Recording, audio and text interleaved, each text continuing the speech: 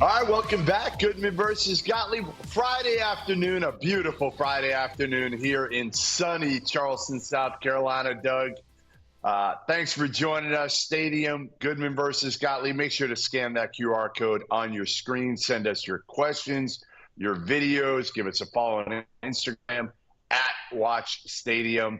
And big win for Towson here in our city last night. But we're not here to talk about that.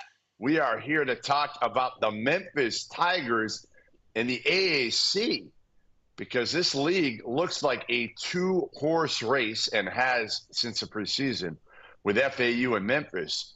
And both teams now have us scratching our heads. Memphis blew a 20-point lead in the first half. South Florida comes back and shocks the number 10 Tigers at home, getting a huge 74-73 victory. Doug, what the heck happened? You watched this one. What happened to your Memphis Tigers? I don't know. They're my Memphis Tigers. I mean, one of the stories in terms of improvement, Kason Pryor has had a really, he's having a very good year for Amir Abdul-Rahim, who, of course, the new coach. He comes over from Kennesaw State. And then Selton Miguel was outstanding off the bench. But really, I felt like South Florida just dug in defensively, and Memphis kind of took turns sort of just trying to get their stats. It's one of the things, statistically, when you're up 20, especially even in the first half, it's a mere impossibility, especially in a 40-minute game, that you lose a 20-point lead, just a deflated feeling. But despite the age of these Memphis players, I felt like it was a very immature performance. And here's what I mean by immature. When you're mature and you smell blood in the water, you step on their throat, you keep doing what you did to get the 20-point lead, make it 30, and then everybody have some fun. It felt like in the second half, they're up 18 to start the half, and they just got a little bit of selfishness where guys are trying to step out of a role and make plays. And South Florida, literally nothing to lose, kept getting better, kept getting closer. And you could see Memphis getting a little bit tight. And I told you this before, look, Javon Quinterly bailed him out against Tulsa. Then he bailed him out. I'm trying to think in another game as well. Maybe UTSA. Yes, SMU. Yeah. SMU game. Remember, SMU should have won the game. Plenty of opportunities, and he missed a three, then hit a big three. So I think I'm not going to say I saw this coming, but Memphis hasn't been in conference play what they were in non-conference play. And I don't know what's going on there. But again, this is not like I'll tell you what's going on. Wait, Doug, this is easy to figure, right? In non-conference play, I'll give Penny credit. He ramped it up. He ramped it up because he knew the league wasn't going to be great. And they had a bunch of really good games, and they ended up knocking off enough of them. They did a great job. But then when you get to league play and you look down the list and you play FAU late in the year twice, they backloaded it, with both those teams playing late in the year. So you're looking down, you're seeing the UTSAs and even SMU, who's done a good job this year, right? Rob Lanier's done a nice job getting them where they're right now, probably in an IT team. But there's just not a lot of heavy hitters. So a team like Memphis and a bunch of talented dudes who came from other places, and then you throw in adding Naquan Tomlin a couple weeks ago. So you're rolling, Doug, and then you throw in, okay, we're going to get a talented dude from Kansas State who's going to take 30 minutes a game. I think there's just a lot going on there. There's a lot of roles. And also these dudes aren't the type of players that are getting up for those type of games against Tulsa and even the Tulanes and the SMUs of the world. Well, look, I mean, I understand, but this is not old Memphis where you had main court top 50 guys. Quinterly is the only guy. I mean, he was McDonald's All-American. But outside of that, I don't think it's about getting up for games. I just think that, again, these troubling games. You don't think they're that good? I just don't think they're that good. Well, I mean, look, they were 6 of 28 from with you. They were 6 of 28 from three. Yeah. The numbers, if you look at the net and the Ken Pom numbers, they are not anything close to number 10 in the country. They're closer to 40 or 50 in the country. So the analytics, the nerds would say like, no, Memphis isn't nearly as good as, they're not even a top 25 team right now. I like them because they have a star in David Jones, and he's been awesome. But again, listen, we've talked about this. Like, they loaded up late. Okay, they got David Jones late in the summer, Quinterly late in the summer, and then they get Naquan Tomlin a couple weeks ago. So it's like, how is this whole thing going to fit together? They got rolling in non-conference play. I think it's a little boredom. I really do, Doug. I think this is the type of maybe team a little bit of it, but you mentioned Tomlin, right? So in order to get Tomlin, because there was talk of Tomlin not playing, like that was a little bit of a threat to people I know he talked to, like, I might not just might not play if it's not right. And then, to get him, they had to say, okay, like, you can kind of play your way. And he's not a good enough shooter to take 3 threes, and he's a great energy guy. And I think that screws him up a little bit. But I think this team, outside of Jones and Quinterly, lacks the shooting. But you can't be, regardless of shooting, you're up 18 points at half, you're at home, you got to put them away. And again, let's first give a massive amount of credit to South Florida and what Amir is doing with his group.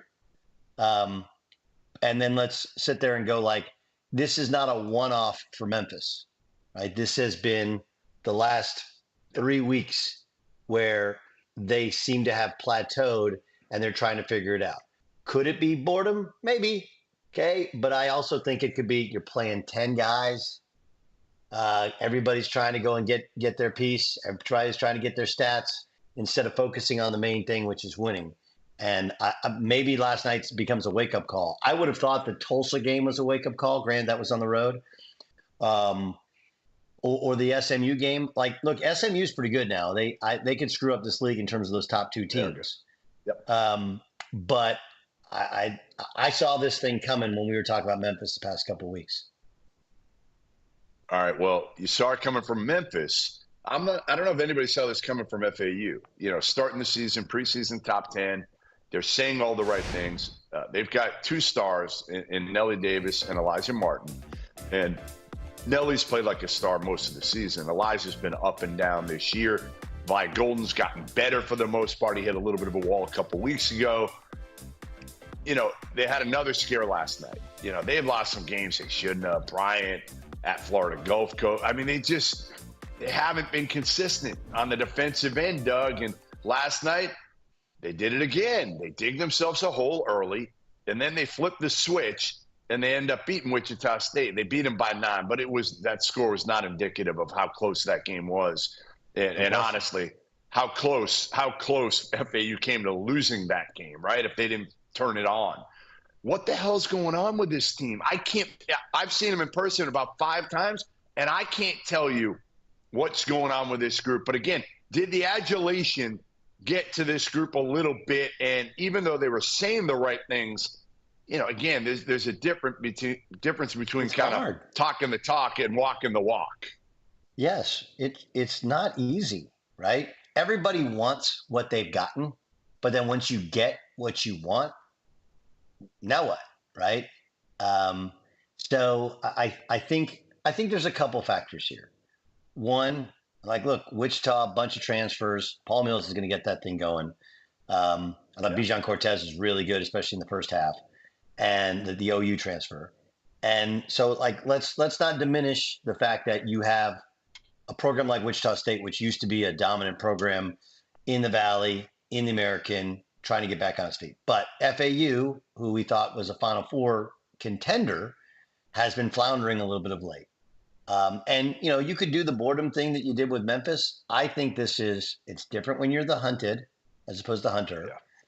Yeah. I think also, it's like everybody says, well, we'll just reestablish the same roles. Like, yeah, but you want a little bit more when you come back. And then they're not that talented, right? Like, if they were pros, what they'd be doing? Playing professional basketball. So the strength of FAU is they're a great team, and what happens is when guys are. And the culture was very, very strong last year, Doug. Very strong. Right. And it doesn't mean that it's not strong this year, but it's just everything is different. Different. Yeah. Everything is different. And everybody wants a piece, everybody wants attention. And look, when you're coaching a team like that, especially now in the NIL era, you can't tell kids to say no, but they're doing a lot of other stuff. So, if you want to use the distractions, I think it's a little bit of everything. But this is a fascinating league, right? We saw North Texas win on a miracle the other night on a length of the floor pass. Charlotte obviously surprising. A lot of it comes down to who you played, not necessarily how good you are. We'd expect Memphis and Florida Atlantic to be there. And then I'm telling you, SMU's got some dudes. Tyreek Smith, the two-time transfer inside, just a freak athlete and competitor, as well as good perimeter players. I like this. This is an interesting league. But to answer your question about FAU, again, we can only, the program better than I do. And they don't have, I'm not sitting here saying they have bad kids or turds, whatever. It's just the reality of you come from no one takes you seriously to having this dream season. And then everybody just thinks automatically, well, you made the Final Four, so you're going to make the Final Four again. Like, that's not how it works. And now you're everybody's biggest game, and you're still Florida Atlantic. You're still the same guys. And I think that's a hard one to deal with. I do like that they came back, right? I liked how they played in order to come back, but there has been a lack of attention to detail defensively in terms of assignments. And then they play best when they play inside out through Vlad Golden. Sometimes they get away from that. Yes. Here this year. Agreed. I agree 100%. All right. One word. Who wins the league? FAU. Well, it's 3 letters. Or Memphis. Quickly. I think FAU wins the league. Yeah. I do too. I think they get it going when it matters most. All right. Michigan State got it going when it mattered most last night at the end of the game because, again, they were in a dogfight with Minnesota at home, Douglas. They pulled away late. Tyson Walker had 21, 12 of them in the last 4 minutes. He took over. They win by 10, but again, another very, very close game and a scare. All right, they've won 7 of the last 9. That's the good news for Michigan State. But, man, barely beating Minnesota at home? Like, where do you stand with this team? Again, we just talked about FAU, and I'm like, Michigan State, I have no feel. We're mid to late January, and I really don't have a great feel for this Spartans team. Do you? No, but I mean, when you lose, they were developing Jeremy Fears, and he gets shot over the break, right? That changes you dramatically. I also think one of the good stories in the Big Ten is that Minnesota's been way more competitive than we thought they would be. Let's be fair there, right? They beat Michigan on the road. Not that Michigan's good, but they have road wins in the league. Look, the issue with Michigan State is very, very simple. I can't think of another team. I'd have to look that won a game last night making 3 threes. No, I'm serious. Like BYU will take 45 in a game. They're taking 12. It's just a math. Equation there. He said it, right? Like a couple of weeks ago, what happened post game? He was basically like, listen, metrics, schmetrics. Like, I don't care about it. And they take a ton of what we would consider right now bad twos. Tough twos. Yeah. Tough twos. And that's generally not the way you're going to win these days in any level of basketball. So, to me, again, I don't think Michigan State is a team that, like, what we had at the beginning of the year. The preseason top 5, I'm like, they bring everything back. They got Tom Izzo coaching them. They got good guards. None of these guys not named Tyson Walker have even been close to what we thought they might be this year, whether it's A.J. Hogarth, whether it's Jaden Akins.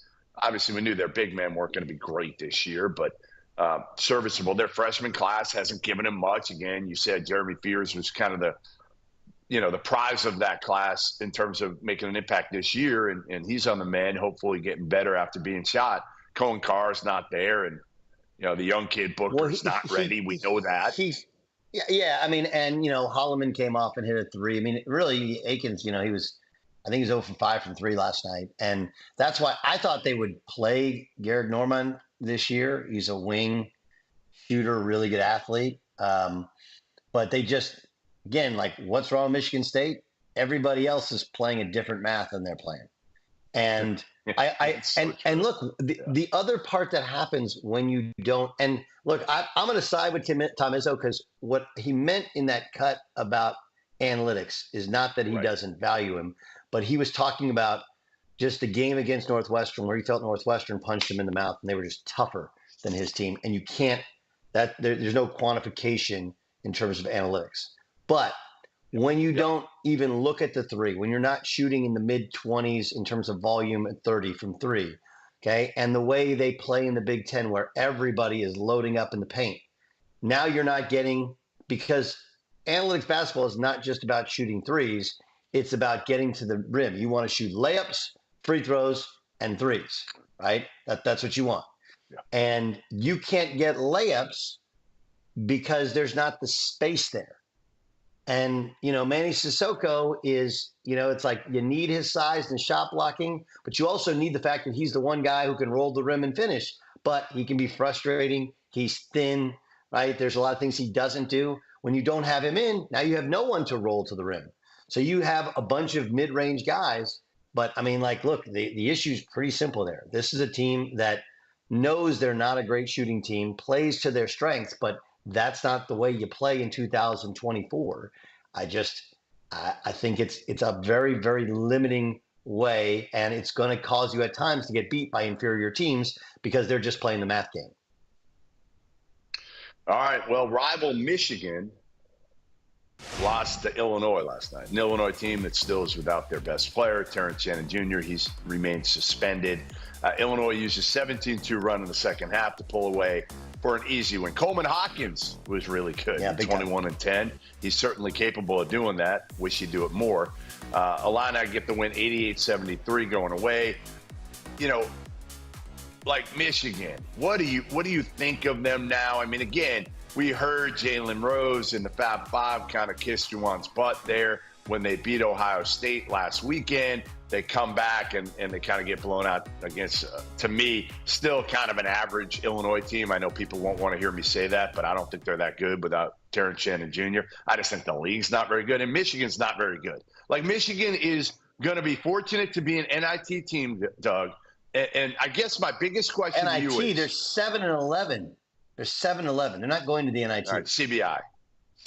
How's that? CBI. They're not going to Rick Giles. They're not going to the CBI. Rick Giles will take anybody. If Rick Giles, I didn't say they wouldn't take him. You have to pay to play in the CBI. Do you think Michigan's going to pay to play?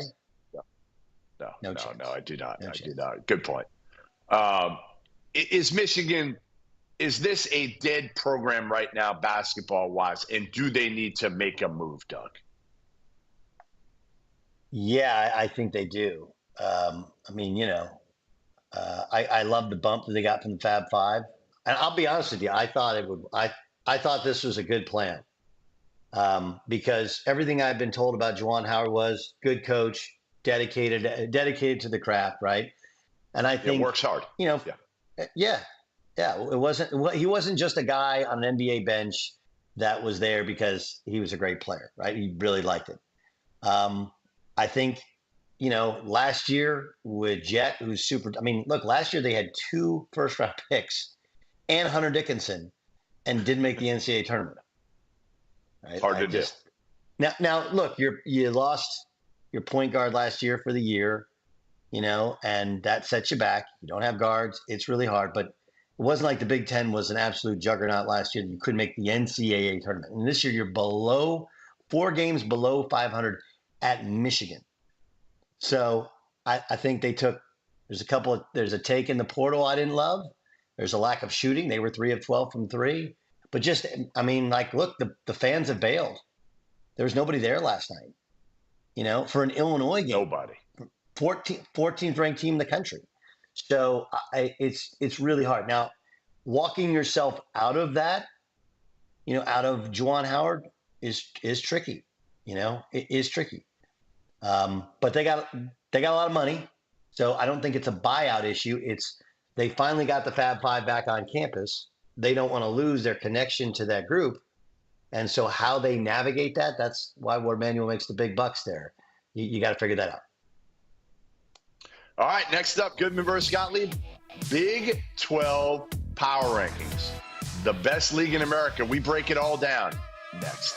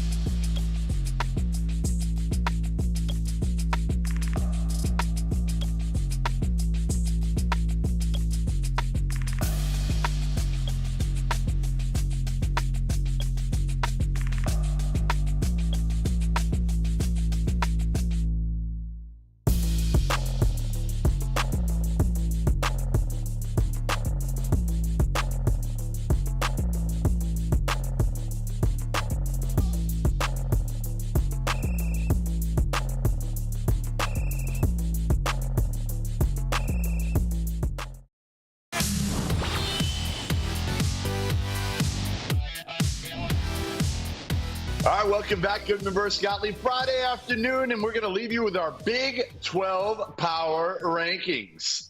And we're not going to spend a lot of time on the top two or the bottom three because I think we both agree on these. And Kansas and Houston, 1, 2, and the bottom three are some version of USF, West Virginia, Oklahoma State, probably in that order, much to the chagrin of one Douglas Gottlieb, a alum of Oklahoma State. I think you got your actual degree.